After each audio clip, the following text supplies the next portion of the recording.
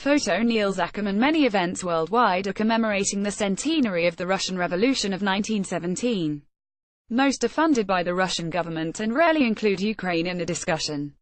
The artistic exhibition Fallen, Revolution, Propaganda, Iconoclasm in the University of Essex, UK fills in that gap by focusing on the global relevance of Ukrainian issues, as the country recently demolished all the symbols reminding of the 1917 revolution in its process of decommunization.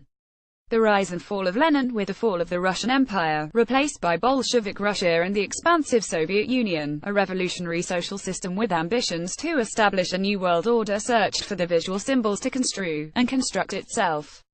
Praise for a totalitarian system leading its faithful to a communist bright future peeked out of kindergartens and central squares.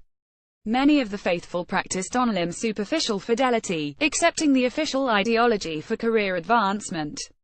Others believed in the Soviet utopian goals. Fallen explores the rise and fall of the cult of Vladimir Lenin, from the exhilaration of the early Soviet years to the systematic imposition of a personality cult that was used to enforce the will of the Communist Party. The exhibition features propaganda paintings, photography, posters, and film by artists including Alexander Rodchenko, Gustav Klutzis and Sergei Eisenstein, and even a 4-meter-long model of Lenin's finger from the vast 100-meter-high sculpture proposed for the Palace of the Soviets. This slideshow requires JavaScript. The finger of Lenin at the exhibition. Courtesy photo. 100 years later, Ukraine lived through another revolution which launched the demolition of any reminders of the old ideology.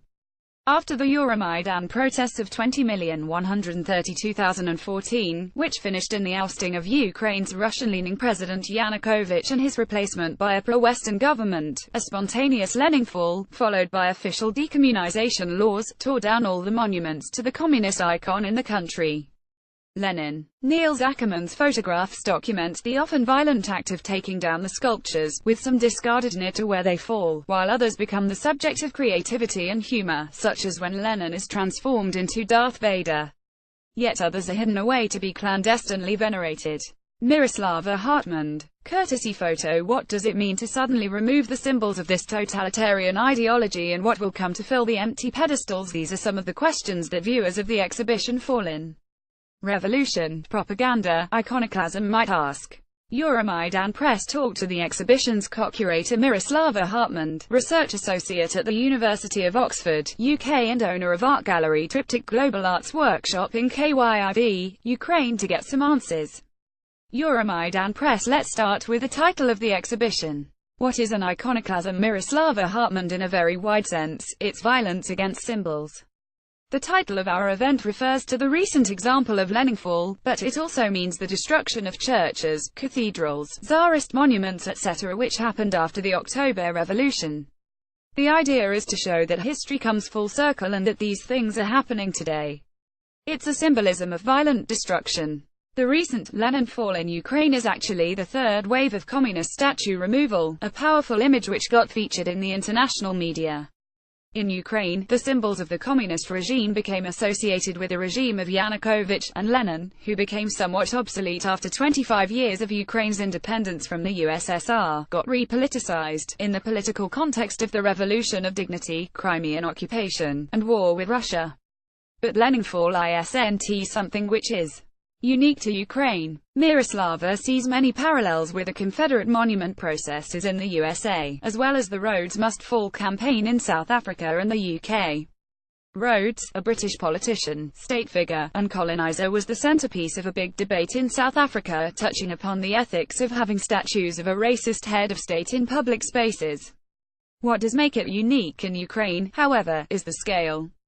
In August 2017, the head of the Institute of National Remembrance, Volodymyr Vyatrovich, reported that in the process of official decommunization, 2,389 monuments were dismantled, of them, 1320 Lenins, making Ukraine a Lenin-free zone, at least until October this year, when a monument to Lenin and Kalinin, another communist leader, were restored in the Odessa Oblast contrary to the law on decommunization.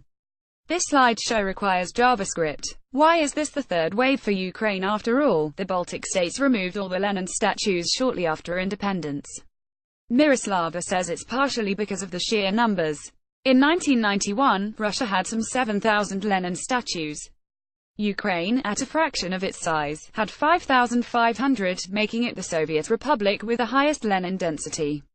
But as well, there was a lack of consensus between various governments and even local populations. Some people opposed removing Lenin's Miroslava Hartmann. The symbolism of this statue is a separate question. Christianity has a lot of powerful images, and many Christian statues today. The exhibition is asking, is the statue obsolete? Does the statue have space in the modern public space as an expression of political ideology? It's getting squeezed out. It's not part of the modern city. We don't remove many statues, but we don't install many statues in the West. China and North Korea is the place where you see statues going up. The aesthetic preferences of Western liberal regimes turn towards abstraction, with public sculpture replacing political statuary. What's interesting in Soviet sculptures is that they looked back at the monumental language of the 19th century and modernized it, created an internationalist Soviet style, it established a collective Soviet identity, brought coherence to public spaces in the 15 Soviet republics, as well as satellite states. Soviet monuments were erected in Africa and Latin America and left their footprint in every public space. It was a type of cultural colonization. Of course, it's difficult to talk about colonization in Ukraine, as Ukraine a type of colony itself, being one of the Soviet republics for the longest time. So, the Baltic states had fewer statues, and more collective will to get rid of them. Postcards of Lenin statues in the former Soviet republics displayed at the exhibition. The 30th anniversary of the Great October, the Socialist Revolution, Brest, Belarus, Moscow, Russia, Kyiv, Ukraine, Leningrad Street, Petersburg, Russia, Yalta, Ukraine, Crimea, Ukraine, Riga, Latvia, Samarkand, Uzbekistan, Lithuania, Donetsk, Ukraine, St. Petersburg, Russia, Yerevan, Armenia, Moscow, Russia, Minsk, Belarus, Chisinau, Moldova, Sumkayit, Azerbaijan, Euromaidan Press. Are there any lessons from decommunization which Ukraine can share with the world? Miroslava Hartmann. First and foremost, any changes to the public space should account for the will of the population. There should be some form of debate, feedback, a discussion around changes. That's something I feel was very lacking in Ukraine. The decommunization laws were passed a long time after the Lenins started falling. A lot of people didn't identify with the actions of the activists, who started tearing down the statues spontaneously, and they didn't support the laws. Then again, it's never too late to start this debate. I feel that the discussion was absent. Then again, it shows just how little the population takes part generally in political debate. There is lots of apathy. Very few people feel that something they say would ever make a difference. So it's part of the larger problem, which can also be part of the longer legacy of disenchantment with politics. The fact that so many Lenins were left standing shows the passivity of local administrations.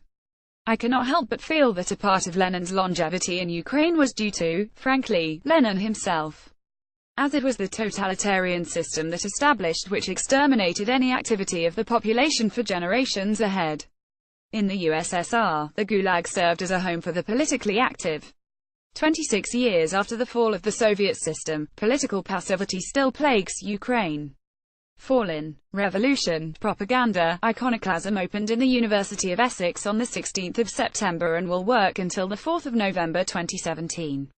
More information is available here. All photos in this article are from the exhibition. This exhibition is co-curated by Jess Twyman, University of Essex, and Miroslava Hartmann, Department of Politics International Relations, University of Oxford, with a support Colin Rideout, MA Philosophy student from the School of Philosophy and Art History, University of Essex.